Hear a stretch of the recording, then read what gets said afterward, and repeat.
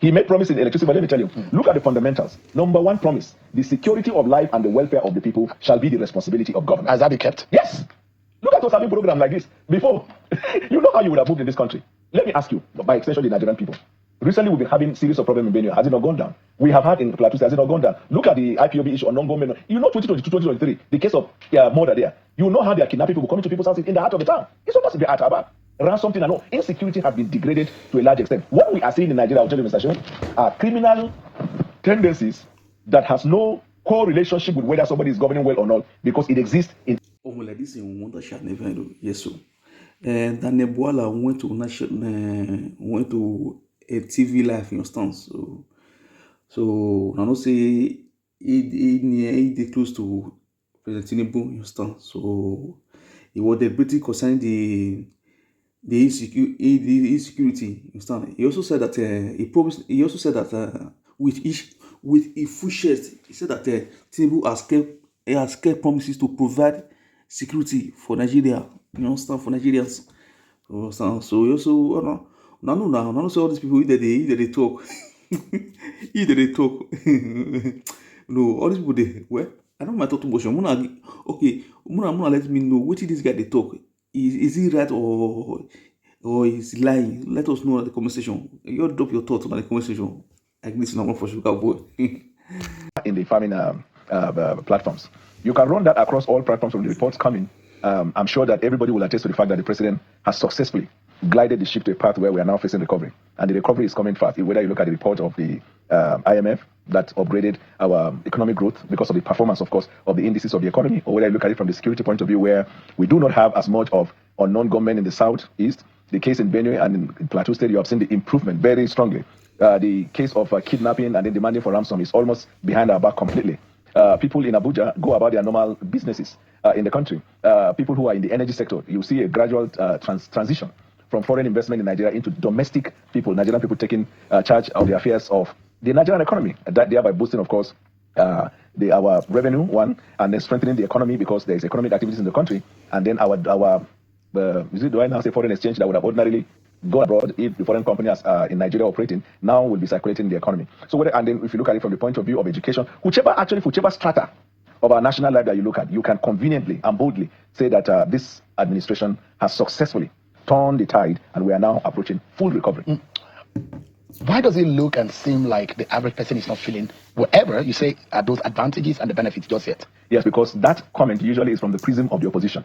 For example, if I ask you, the 300,000 Nigerians who are from indigent families who have benefited from the NEL fund funding, are they not average Nigerians? The farmers who all over the country now can see the reduction of the consumers who can see the reduction of the cost of food items, are they not the ordinary Nigerians? The farmers who have benefited largely from the benefits that have come to them by the policies of this government, are they not the ordinary Nigerians? So sometimes when people talk about the ordinary Nigerian, I wonder whether they're talking to spirits. Because the individuals who are talking about who are impacted positively by this the development are the ordinary Nigerians. But of course, if you're looking at Nigeria from the lenses of the opposition who are on the wild goose chase, you can never see a Nigeria working. You heard what Governor of Kaduna State said there, that there shouldn't be any governor that will challenge President Tinubu because of the monies that states are now benefiting more. Right. And there are those who will realistically say that it's not as if President Tinubu is dashing any state's money. Right. This is the common patrimony of this nation, and the removal of few subsidies, which are now going into the state, and as though those who have criticized this government and the APC, making it look like these federating units are being dashed money. Is it possible that the realization come and that narrative is changed? There have been precedents before President Bwala Tinubu. They did not consciously take the decision that was required to improve the revenue that will go to the governors. So why President Tinubu has to be commended is because he did what others will not do. And you know what funny thing, Mr. Sean? I have not seen one opposition governor in Nigeria who has come out to complain about revenue. They have, for example, the governor of Zamfara has even praised the administration because he has increased revenue. You know, of course, of the governor of Anambra State. You know the party he belongs to. How about the governor of Enugu? The party he belongs to. What about the governor in Abia? The party he belongs to. All the governors in Nigeria are having the best of time, like they're having what we call the oil boom in their history as a country. You know what? 27 states at the time was bankrupt.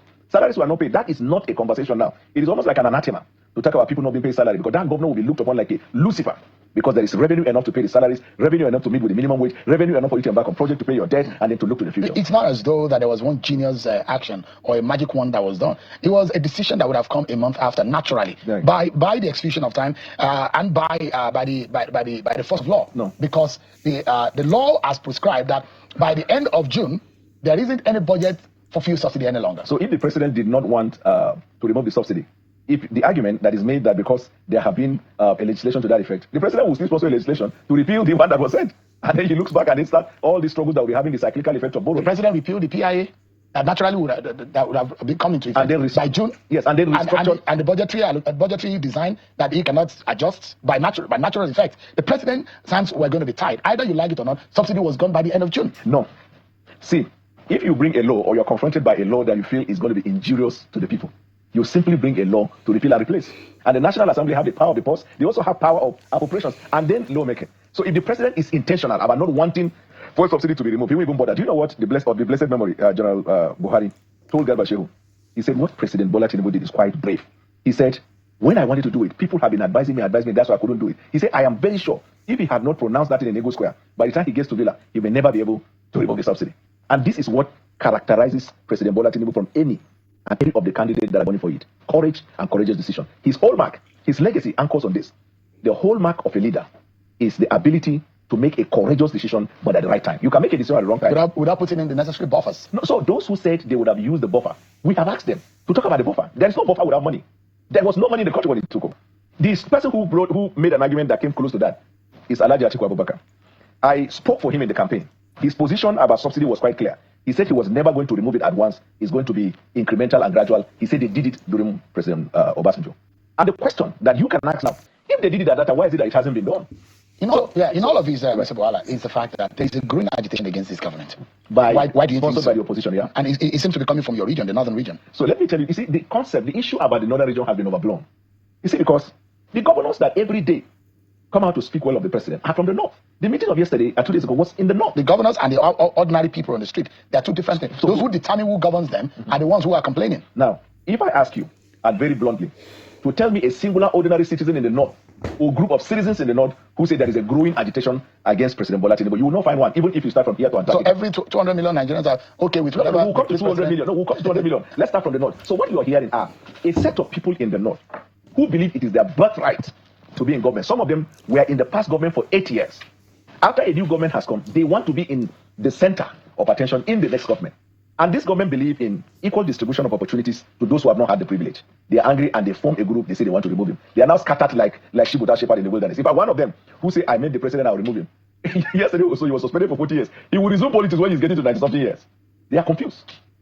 Completely confused. If you see the amount of the aggregation and the coming together of the opposition voices against this government, we've not seen it in the past years in Nigeria's politics. Not even in the merger of the APC. There is no merger. Let me tell you something, Mr. Shehu. And I will be honest with Nigerians. This coalition issue you're hearing is overblown. There's no coalition anywhere. Do you know why? Those who left the PDP, who are the proponents of this coalition, it's just a handful of people that left. The governors of People's Democratic Party have not followed them. The National Working Committee have not followed them. The national executives have not followed them. Where is the coalition? They are even toasting to get somebody to come around on the platform of PDP. Where is the coalition? This coalition, you are not more than 30 people.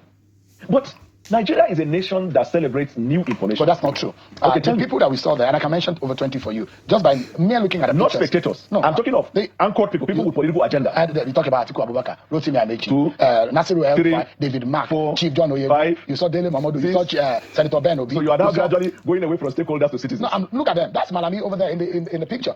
So let me tell you something. They are listening of Nigerians, eminent Nigerians, former governors. You just said the population of Nigeria is 2 million. 200 million. Over 200 million. So these people you call the coalition, let's be honest with Nigerians. In the whole of that room, are they up to 300? They're not. When you're forming a party, do you bring every member of the party into the room? They don't even have a party. This ADC you're hearing about, what they did is called forceful takeover. Hostile takeover. In company law, you did that. You know the consequence of a hostile takeover. A lot of people don't know. Their chairman, who they gave whatever they gave and handed the party to them, even was saying that our administration promised him 3 ministerial slots and some money. And that's the accusation against your government. That your government go after opposition voices, go after.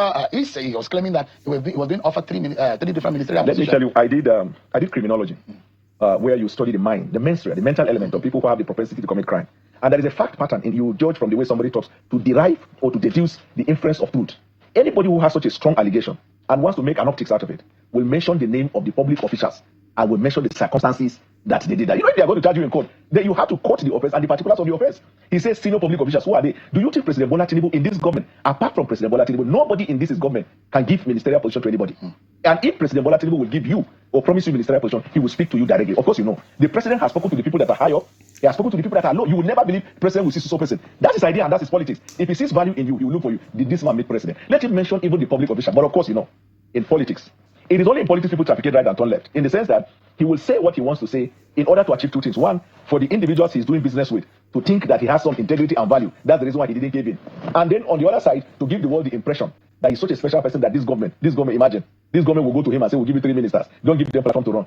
How many of them? These are nomadic politicians, internally displaced persons. And those are, they're saying already that they're sending you guys packing in 2027. But I mean, the real issue here, Mr. Bwala, the World Bank statistics shows that about 45% of Nigerians have access to reliable electricity. And it's on tape that the president has promised that if we do not, after 4 years, if we do not provide you constant electricity, do not vote for us. Yes. And those who are rational, we know that with the way our electricity is today, there's no way you can guarantee constant electricity. Could Nigerians say, okay, that is the premise upon which President Bwala Tinubu should not come back? No, what he said was a statement of intent that is backed up by a commitment to make that happen. When you make so now it's looking like that premise is a dash promise. I'm coming now. When you make such a commitment, the next thing is you put it to work, which is what he has been doing. You have been covering, Mr. Sheon, the intricacy and the problem in that industry with the Gencos complaining about not being funded, with the banks even wanting to take over their asset because they collected loan they are not able to pay, with customers. You know the circumstances. This power issue, President Obasanjo and Alhaji Atiku Abubakar, do you know how many $1 billion they sunk into that thing?